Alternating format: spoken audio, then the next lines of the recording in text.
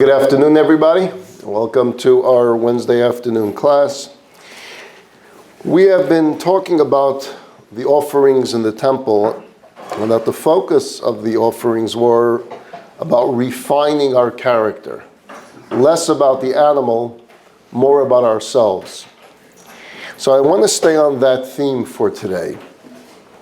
Maimonides writes an interesting line. He says, "A wise, upright, and good person is one who is honest in his dealings. His yes is a yes, and his no is a no. He's meticulous about paying his obligations." And then he adds these words, "and he's a Mevater towards others." So he says this wise, good, and upright person is one who is a Mevater. What does Mevater mean? I'm not sure if there's a precise English translation, but it combines a few English words. It means one who overlooks, or to forego, to take a step back, to step aside, defer to the other person. A Mevater is someone who has a forbearing personality. Someone who lets things slide even if he thinks he has a legitimate claim to have things his way. And there's a colleague of mine that tells me that before he performs a marriage ceremony, he meets with the young couple, and one of the questions he asks them is, do you want to be right or do you want to be happy? It may very well be that you're right all the time, or most of the time. And yes, you know where everything is at, and you know the truth, and you know what's best. And since you know it more than your spouse, more than your colleagues, more than your friends, then things ought to always go your way, most of the time. Because you're right. You are right. You are right. You will be right forever and ever, as the prayer goes. But happy you won't be. Right you'll be. But if it always has to go your way, you're not going to find yourself happy. You know the famous question, what are the most three important words in the marriage? So there's different options offered. The romantics will say, of course, I love you. The cynics and the comedians will say, yes, my dear. But the realists and the pragmatics will say that the three most important words in the marriage is, I was wrong. To be able to say those words, that you were wrong, to muster the honesty and the humility and admit to ourselves and to our spouses, hey, maybe there's something I'm doing that's causing a problem here. Maybe I'm indeed the one who was at fault, who was mistaken at the situation, and I'm sorry. If we could do that, if we could be comfortable doing that, we could spare ourselves so much agony and so much despair, and open up new channels to happiness in our lives. This fellow once said to a rabbi, I used to argue with my wife all the time. But then one day I realized this. I don't like to lose an argument, because I don't want to be a loser. On the other hand, if I won the argument, that would mean that my wife lost the argument. And who wants to be married to a loser? If you're married to a loser, what does that make you? So the only answer to this is to stop arguing. The point is that in a marriage, there's no winner versus loser. You're in this together, and you either both win, or God forbid, you both lose. You either rise together or you fall together. No two human beings are alike, especially when you're dealing with members of the opposite sex. We all know that. We have different wants, we have different needs, and very often one person's wants and one person's needs encroach on another person's comfort. It's only normal. And it gets very tricky sometimes. He seems to want the thermostat at 68. She wants it at 75. He promises he's going to fix things around the house, but he never gets around to it. So she says, so to go out and have buffalo wings and chips with your friends and watch a game, that you have time for. But to fix the things that you said you were going to fix, you don't have time. And he says, if you knew before that it took 2 hours to get ready to go to the wedding, why didn't you start getting ready 2 hours before? And he can't be bothered to put his dirty socks in the hamper, and she can't understand why paying the mortgage after the deadline is a bad thing. And she's cooking tofu and artichokes for dinner, and he's saying, where's the beef? Give me some steak and fries. You get the picture. It's what Henny Youngman said. My wife and I have a secret to making a marriage last. 2 times a week, we go to a nice restaurant, a little wine, good food, pleasant ambiance. She goes Tuesday, I go Thursday.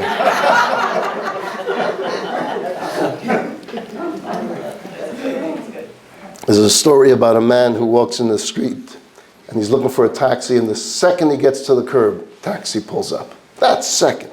He gets into the taxi and the cabbie says, wow, what perfect timing you have. Perfect. You're just like Jack. So the fellow says, Jack? Jack who? You're like Jack Glickman. Jack Glickman? Jack Glickman always had everything right. Just like you just did. He would walk out, he needed a taxi, taxi would be there just like that. Perfect. So the fellow says to him, no one's perfect. He says, no, Jack Glickman was perfect. He was an athlete. He could have gone on the pro tour in tennis. He could play golf with all the professionals. And if he wanted to be an opera singer, he could have been an opera singer. If he wanted to be a Broadway star, he could have been from the best. And a pianist, oh my goodness, you've never heard someone. Wow, some guy, the passenger says. Cabbie says, nah, you haven't heard anything yet. This Jack Glickman knew how to treat a woman and make her feel good. Never answer her back, even if she was in the wrong. His clothing was always immaculate. His shoes were always polished. The passenger finally says, such an amazing fellow, how did you meet him? He says, well, I never really met Jack. So how do you know so much about him?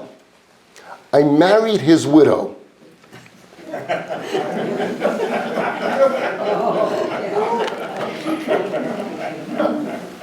She's always saying, you're not like Jack. Jack was perfect.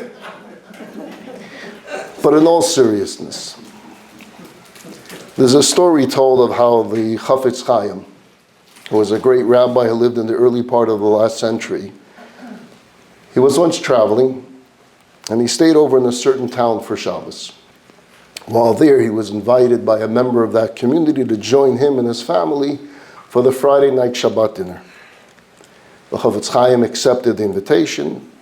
He walks to the home together with his host, and as they gathered around the table and they were about to make kiddush on the cup of wine, the man of the house notices that the 2 challahs, the Shabbat loaves of bread, were on the table. They were exposed. They weren't covered. Now, if you've seen a traditional Friday night table, there's 2 challahs on the table and they're covered. Some have these beautiful covers that are made, embroideries, but the challah is always covered when we make kiddush. Ever wonder why that's so? Why is the challah covered and then we make kiddush and then we go wash for the challah and then we take the cover off? It's an interesting reason for this tradition. You see, challah bread is always first. When God lists the seven things that Israel is blessed with, grain comes before grapes. Bread is the staple of the meal. Bread comes first. But Friday night, we begin with Kiddush, with the sanctification of the meal. And the sanctification always begins with a cup of wine. So we make the blessing on the wine. So the challah is going to be a little bit insulted that the wine went first. So what do? We hide the challah from seeing the Kiddush so that the challah doesn't feel bad.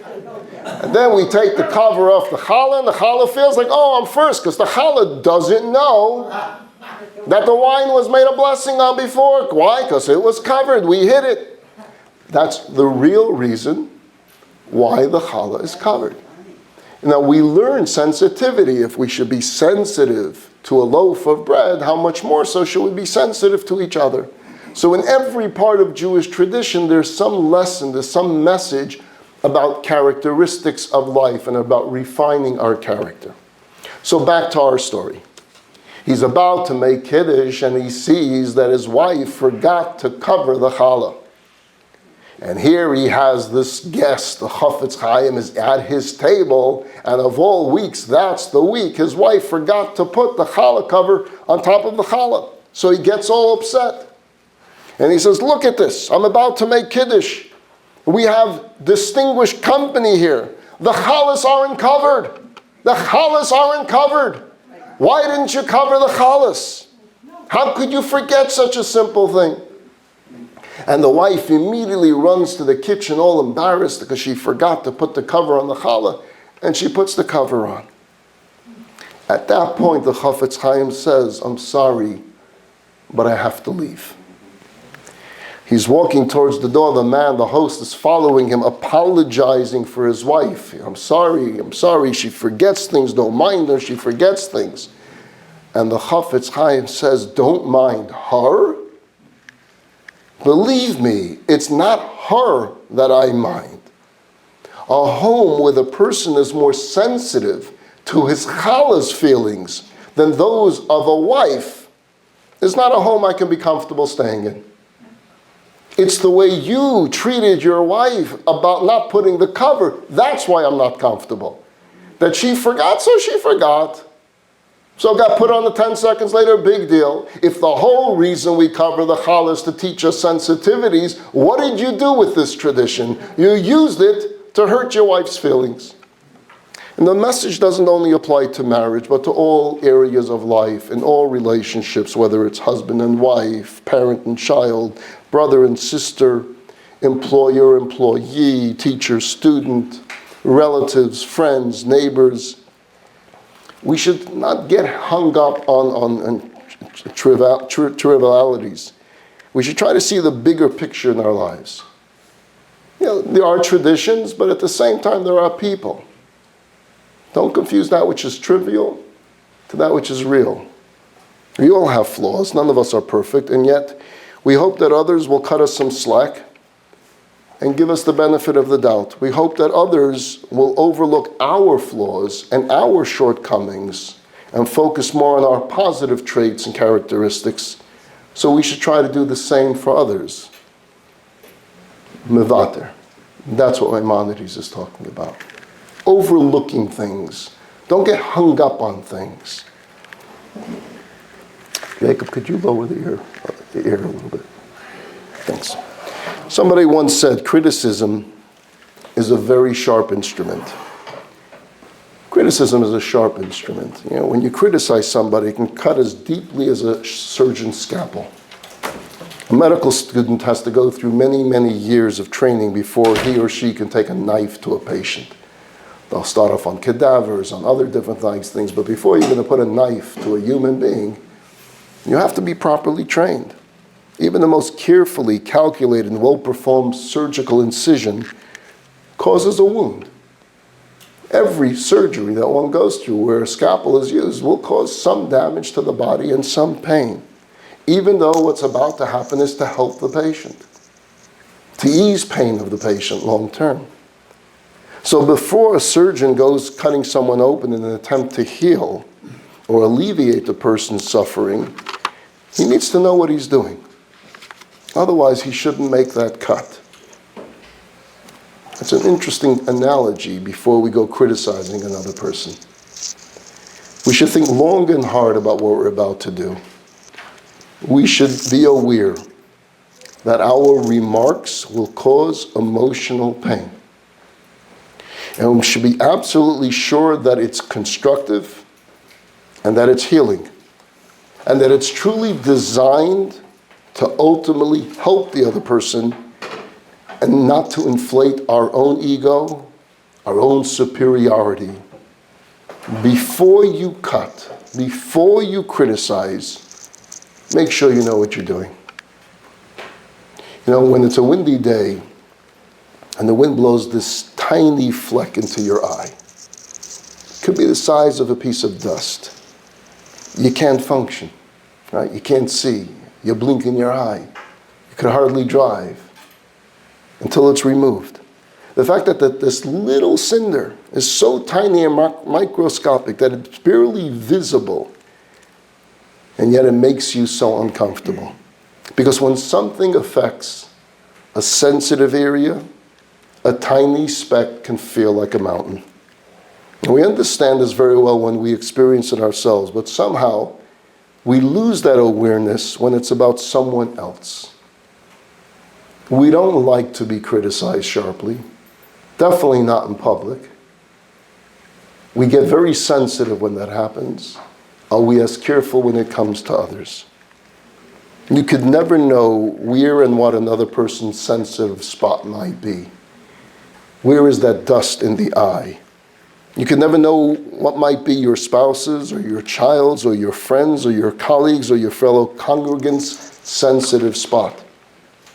What to you may seem trivial and insignificant, to them can be that little cinder in their eye, that raw nerve, which can cause them tremendous pain and tremendous discomfort. So let's be careful before we cut into someone. Let's be thoughtful. Let's be sensitive. Let's be gentle. This is what Maimonides is teaching us about building and refining our own characteristics. And if you think that you might have hurt someone, be big enough to say those magical words of "I was wrong" and "I'm sorry." And on the other side of the coin, if there are people who you feel might have wronged you, or might have said something to you that was out of line, be open to the possibility of forgiveness. Be open to letting go. If you're close with that person, you can talk about what hurt you so that that person can ask for forgiveness. But even if you're not, and the person did not ask for forgiveness, be open to letting go. Sounds easy, but it's not. A wise man once said, walking around with resentment is allowing someone to live inside your head rent-free. That person that may have done wrong to you has totally forgotten about it, has gone on with his life, with his day, but you're carrying it around. And you carry it around not just for a day, at times for a week, sometimes for a month, sometimes for a year, and you carry it, and you carry it, and you carry it, and you can't let go.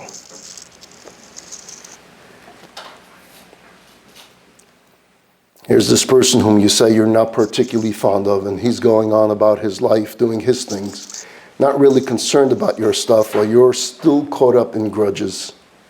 He's not the one suffering. You're the one consumed with him. He's living rent-free in your life. He's living inside your mind and your heart and your soul. Says Maimonides, be a Mevater. Let go. Just let go. Every night before we go to sleep, we say the Shema. Say it right before we go to bed. But there's a paragraph that was added before we say the Shema. It's in the prayer books. It's a very powerful prayer. Ron, I showed it to you a few weeks ago inside the prayer book.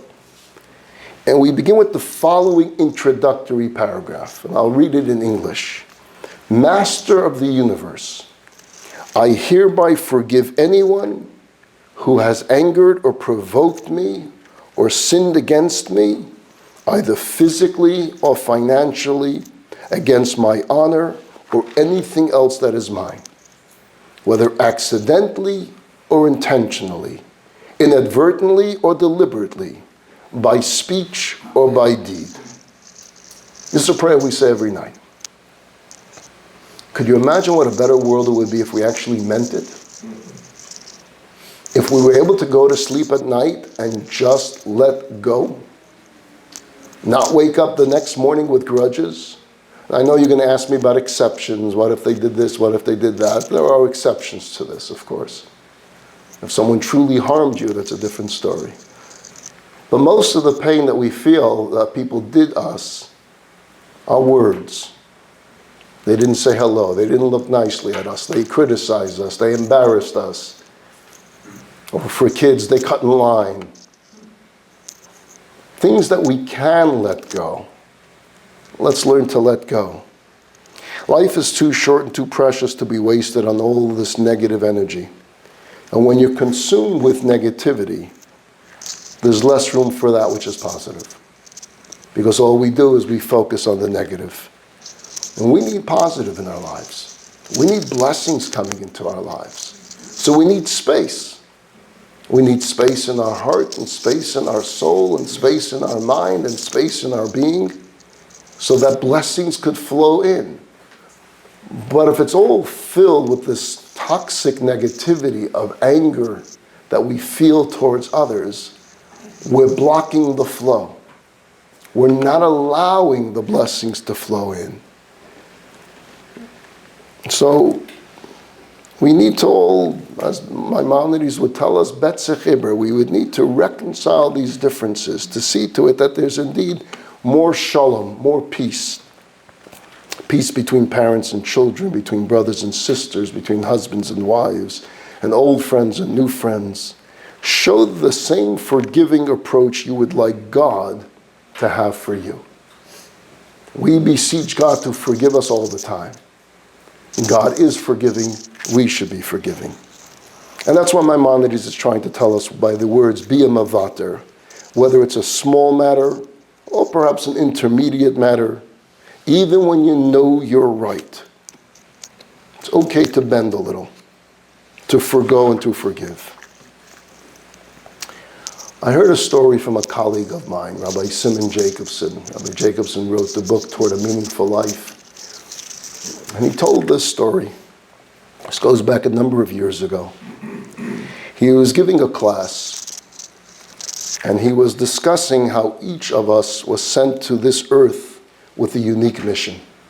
We each have a general mission, the chosen people as a general, but there's a unique mission. But when we're sent with that unique mission, we're also sent with unique qualities to fulfill that mission. So in our DNA, the DNA of our soul, God gave us unique qualities that could fulfill the unique mission that each and every single one of us have. That was the concept of his talk. That was the focus of the talk he was giving. So if someone is weak or deficient in one area, the same person is blessed with other strengths that compensate for that deficiency and allow the individual to realize his or her calling. Class is over. A young man approaches Rabbi Jacobson. The rabbi was able to pick up that he suffered from some motor complications. And he began to tell Rabbi Jacobson his story. His words came out slowly due to a speech impediment. And he shared that he was born with a rare disease that affected his nervous system, which also impaired his mental capacity and his growth. His parents gave him away as a newborn. After hearing that he was diagnosed with severe handicaps, they couldn't handle it, and they made a decision to give him away. Over the years, it turned out that the diagnosis was not completely accurate. Though he still suffered from many problems, it wasn't as severe as first thought. But at that point, his parents had already made their decision not to have any contact with him, and they weren't prepared to change their mind. They were very wealthy, and they were prominent. And they provided for him that he be cared for in a quality institution for children with special needs. He was well taken care of at this institution. But they never came to visit him. And for all practical purposes, he was brought up as an orphan. A privileged orphan, because all of his needs were taken care of. But an orphan nevertheless, because he lacked the unconditional love from nurturing parents. He spoke slowly but clearly. Rabbi Jacobson describes that he had a unique charm, a sweetness. And despite the pain and despite the hurt, he found his place in this world. But what he wanted most was the opportunity to meet his parents. At least once, he said. Just once. He was bright, and he had done his research to track them down, but he was terrified about contacting them. So the rabbi says, would you like me to call them and try setting up the meeting? He says, if that would be possible, I would very much appreciate it. So the rabbi's thinking to himself, what do I say? I don't want to come across judgmental, because I don't know what they went through. I don't know the emotional trauma that they experienced. I don't know what they endured, what caused them to give up their child. On the other hand, how could you just abandon a child? So he was torn. He makes the call. Good afternoon, this is Simon Jacobson. I'm a friend of your son, and I want to speak to you about him. It's completely silent on the other end of the line. Can we talk for a few minutes? What can I do for you? The father says. Well, I know your son. He's an extraordinary man. And I thought that that would make you proud. Click. He hung up the phone. A few days later, he tried again. This time, the secretary didn't let the call through, so he left a message saying the matter is very personal and can have profound long-term consequences. He tried again the next day. The father took the call this time. That message got to him. And the rabbi said, please understand, I'm not in the business of meddling. And I'm not being critical of you and your wife, and I'm not being judgmental. I simply feel that from the depths of my heart, that it would be life-transforming for you and your wife to meet your son. For you, and for him, but for you too. We don't want to talk about it. We don't want to go there. We did what we felt was best for everyone. We made our decision. I'm sure you did, the rabbi says. But today, years later, your son has grown to be a tremendous soul. And he yearns to see you, and he needs to see you. Please consider that. I'll get back to you. But he didn't. Now Jacobson is on a warpath he can't give up. So he called again. And the husband said, look, my wife won't be able to do it. It's too hard for her. It's too uncomfortable. She long ago buried this.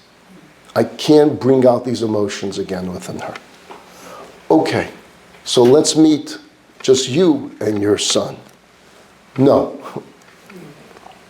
He continued to try every week until after a few months, the father finally relented.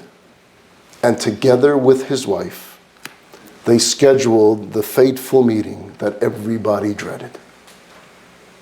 The big day came. Rabbi Jacobson was there. The young man was there. They make their way to this lavish home. They rang the bell.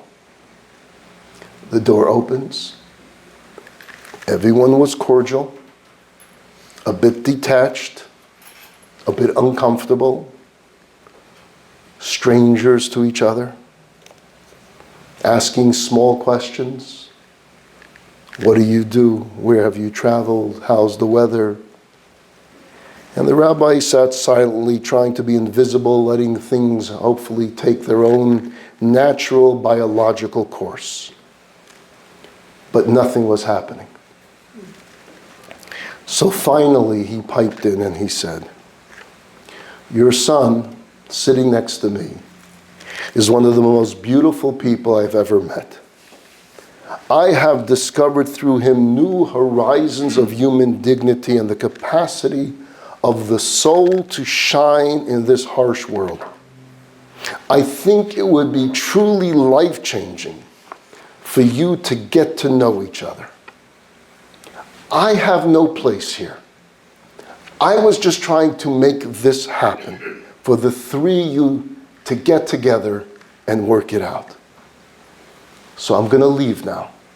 I'm going to leave the three of you here to talk, to really talk, and to get to know one another.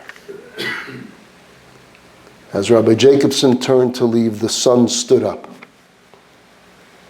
He turns to his parents, and he utters a few words with a stutter and very slowly. He said, Mama, Papa, I am not perfect, but you too are not perfect. I have forgiven you for not being perfect. Can you forgive me for not being perfect? And everyone burst into tears. And Rabbi Jacobson left the room. Mama, Papa, I am not perfect. You too. You also not perfect. I have forgiven you. Can you forgive me? Can you forgive me for not being perfect? This is what their handicapped child asked. Can you forgive me for putting into your life a child who is less than perfect? I think about this story and I wonder to ourselves, do we forgive our children for not being perfect? For not living up to the ideals that we had in mind for them? Do we forgive our spouses for not being perfect? Can we forgive our parents for not being perfect? Can we forgive our family and friends for not being perfect? And can we forgive ourselves for being imperfect? Because none of us are perfect. And perhaps that's what makes us perfect. By being imperfect, we're perfect. Perfect in the sense that we are exactly what God wanted us to be in order to fulfill the mission He assigned for us in this world. Maimonides is telling us that forgiveness can be elevating. That forgiveness can be liberating. That forgiveness can lead to a whole new beginning to your life. And that's why we need, says Maimonides, to be Mevater. Be prepared. Let go. Forgive. Be forbearing. Don't carry things with you. It creates a toxic environment inside your world, your body, your mind, your soul. I'll just touch on the continuous theme that I'll continue with next week. On the same idea of character refinement. It's written in the Torah, don't hate your brother or sister in your heart. Don't take vengeance. And don't bear a grudge against the members of your people. V'yahavta l'reacha kamocha. Love your fellow as you love yourself. Ani Hashem, I am God. And Ron, you may remember this from a number of weeks ago. We used you as an example. Rashi, the commentary, explains this verse. And he's trying to understand the commentary. What's the difference between taking revenge and bearing a grudge? The verse mentions both. Can't take revenge and you can't bear a grudge. So Rashi gives us an example. And I'm just going to give you the example today, ask the question, and then leave you waiting for next week. Rashi says, one person comes to his neighbor's house. Jacob, I'm going to use you as an example today. I come to Jacob and I say, Jacob, that's a nice phone you have. Can I borrow it? Jacob says, no. I know how he handles phones. He don't know the first thing about it. I'm not going to let him borrow my phone. And he says no to me. The next day, Jacob comes to me and he says, can I borrow your laptop? What do I say? No. And I add, when I asked you yesterday for the iPhone, what did you say to me? You said no. And therefore, when you're asking me to use my laptop, the answer is no. That's revenge. That's taking revenge. Case 2. I come to Jacob and I say, Jacob, can I borrow your Tesla in the parking lot? Jacob says, no. I saw how your car ended up September 1st. I'm not letting you drive my Tesla. That's a nice car. I love it. No way in the world am I giving it. No. He says no. Jacob comes to me the next day. He needs a camera. And he says, can I borrow your camera? And I say, yes. He's surprised. And as he's walking out of the room, I say, and I'm not like you that wouldn't let me use the Tesla. That's carrying a grudge. You follow? Yeah. Case number 1, it was no, no. Right? Case number 2, it was no, yes. I said yes. In case number 1, who gets the sin? Who's violating the commandment? Only me. Why? Because I'm the one that took revenge. He was just stingy. There's no sin in being stingy. There's a sin in taking revenge.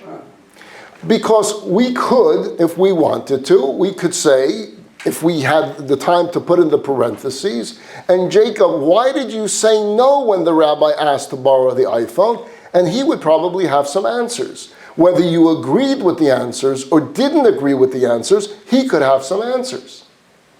He loves his iPhone. When the new iPhone comes out in California, he is from the first online to get it. I kid you not. Is that correct? That is correct. He loves his iPhones. He knows me, and he knows that I come to him every minute with, well, what do you push? What do you push? What do you got to push? I don't understand. So he knows I don't know much about it. And here I'm asking him for his fancy iPhone. He says no. Now, some of you would say, well, he should have been nice anyway. He should have done the mitzvah anyway. But he didn't sin. The Torah will not force him to trust me with his iPhone. But in the second case, he came to me and I said no. I didn't just say no. I added something. Had I just said no, I would be similar to him. But I said, you said no to me, I'm going to say no to you. That, says the Torah, is a sin. That's revenge.